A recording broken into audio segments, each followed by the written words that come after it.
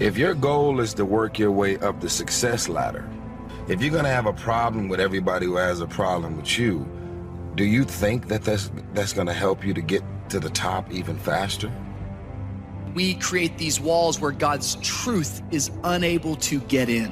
If you want to know if you have a stronghold, the stronghold is evidenced by any area of your life that you are unable to receive God's truth. You will hear my version of faith before I lost my dad to ALS. I don't take it back. I believe God can do anything. I haven't changed what I believe about God. Even though you're expecting your plans to work out, even though you're expecting good breaks, you need to have your spare tire. You need to make provision in case things don't go your way. It's not talking about pleasing other people to the point where you're no longer obeying God and you begin to do what other people want you to do or demand of you, expect of you. People's expectations can sometimes be overwhelming, especially if you're involved on very many different levels with very many people.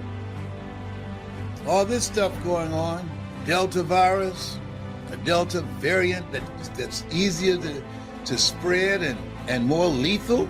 This is crazy. And all these mixed messages. It's crazy. If you're struggling with a form of social anxiety, all of that behavior that you feel, that dread that you feel, right? That heaviness, all of that heaviness and that dread, it is literally triggered by the fear of doing it.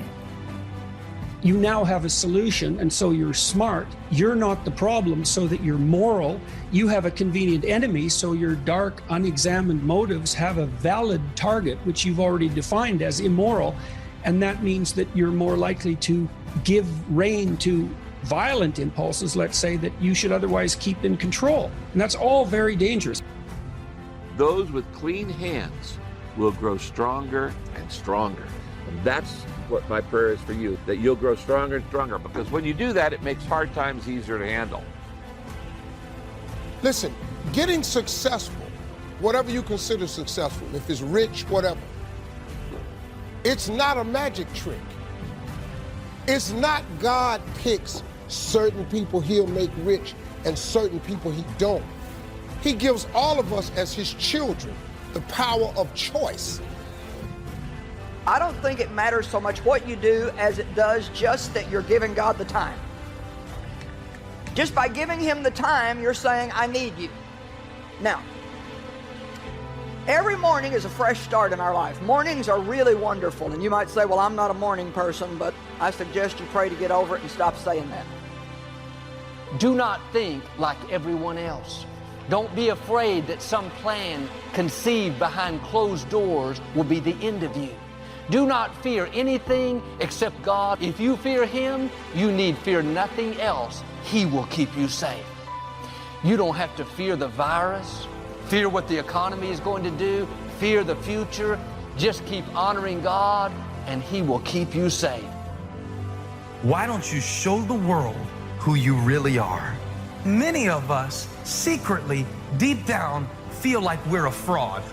Many of us secretly, deep down, feel like we have so much less to offer than what people expect. And that even when people compliment us, we figure that the reason that they're complimenting us is because they don't really see us for who we are.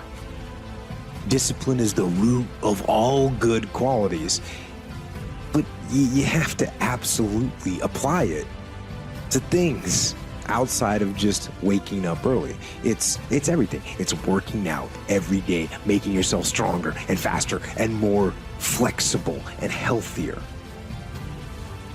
So I want to read something to you. I want to help somebody. Now I'm going to give somebody the light tonight. I'm going to give you a light tonight, and you may not need it right this second, but at some point in your life, you're going to need it. Greatness is remembering in the dark what God told you in the light. I just want to help somebody out.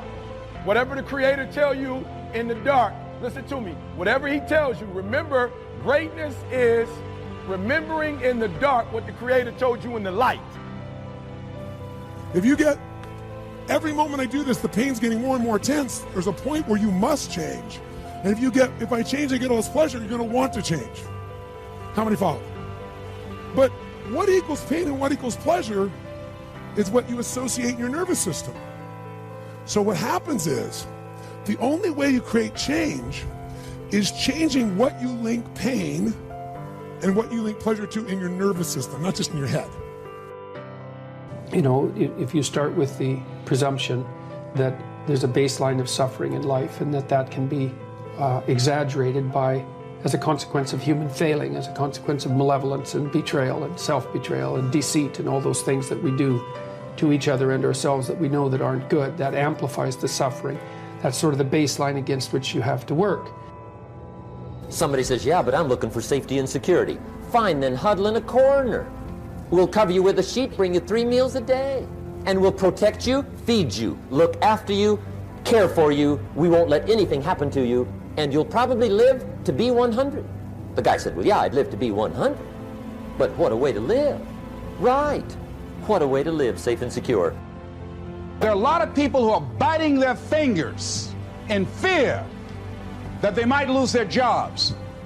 But there are few people who have decided within themselves, I'm going to make it. Some people aren't waiting to be cut.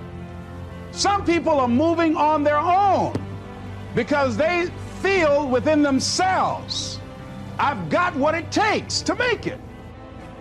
Our mind wants to protect us.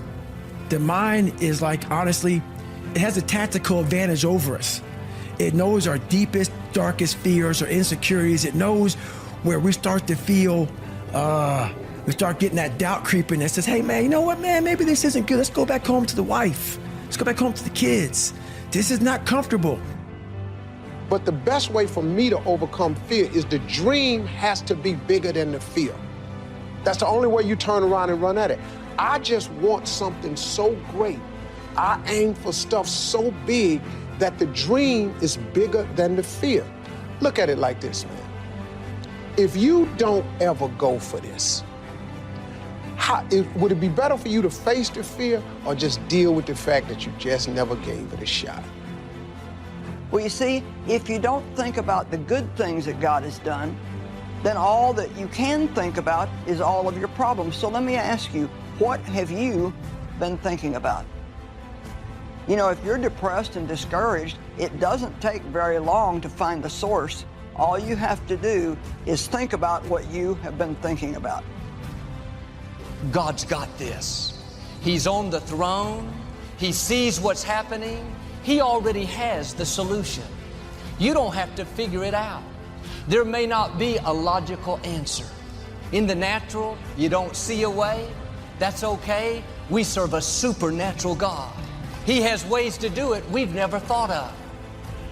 I know anybody can accept and embrace something that they do understand and that they know the end result, but I think true courage is when you find yourself in the midst of an opposition, piece of adversity or situation, and when you're in the midst of it, you're thinking, man, how did this happen and how did I get here? But you still have a certain level of perspective to say, even though I don't understand it, even though I don't like it, I can still trust God even though I can't trace God.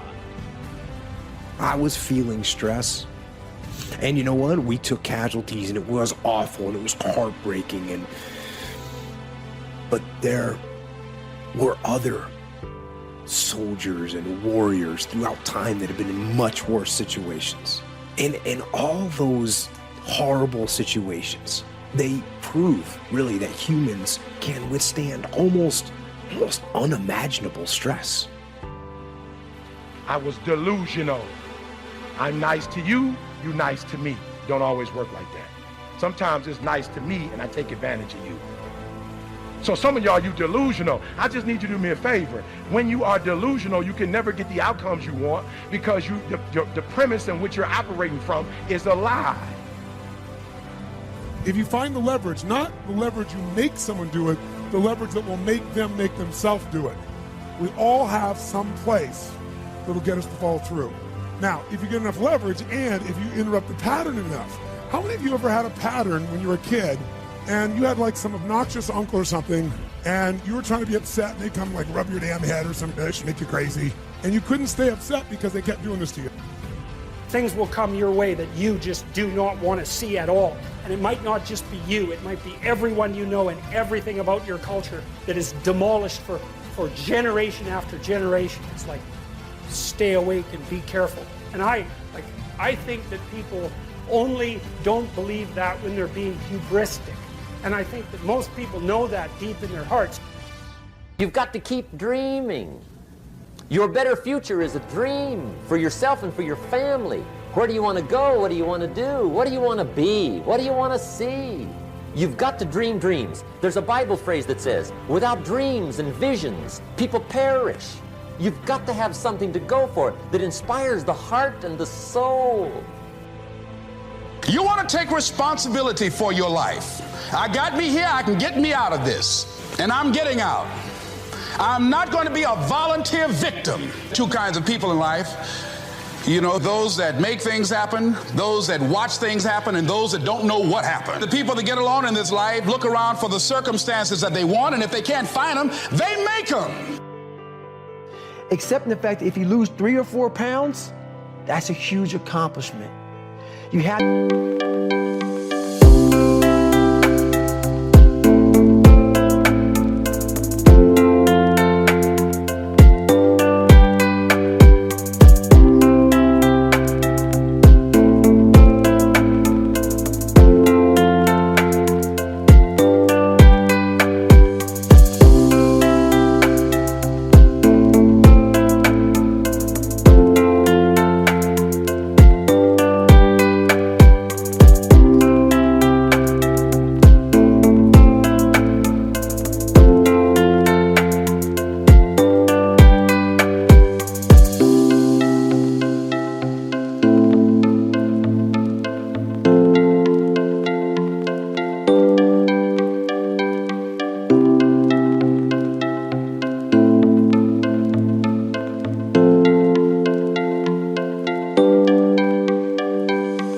to live in your own world.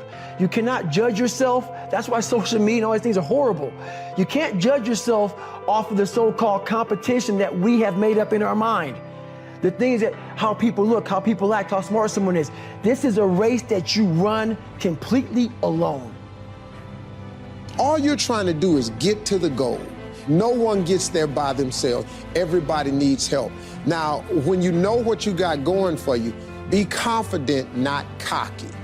Managing your strengths, knowing what they are, and don't let nobody talk you out of it.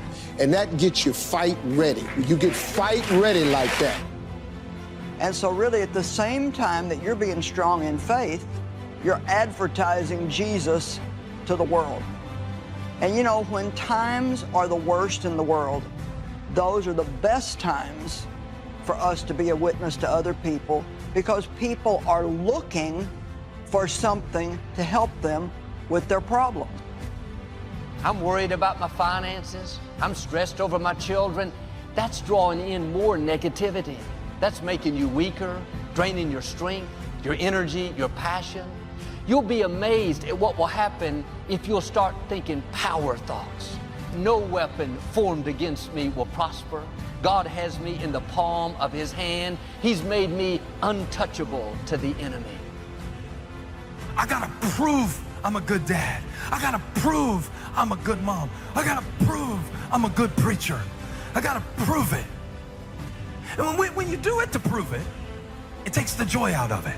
Now, everybody gets to experience performance anxiety because we all perform our lives for one another all the time, just constantly. And I fight with everything I've got to overcome those weaknesses and those shortfalls and those flaws, as I strive to be just a little bit better today than I was yesterday. Do not listen to that instinct. Do not listen. That instinct is a liar and wants to bring you down. You ever had something in your hand before? I've been there. That's why I get on Jalen. I'm talking about Jalen like, Dad, why you on me so hard? Because I was in the hospital room when you was born. I laid hands on you, son.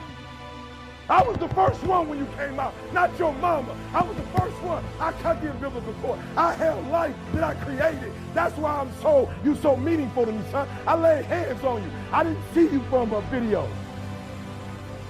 So decisions equal destiny.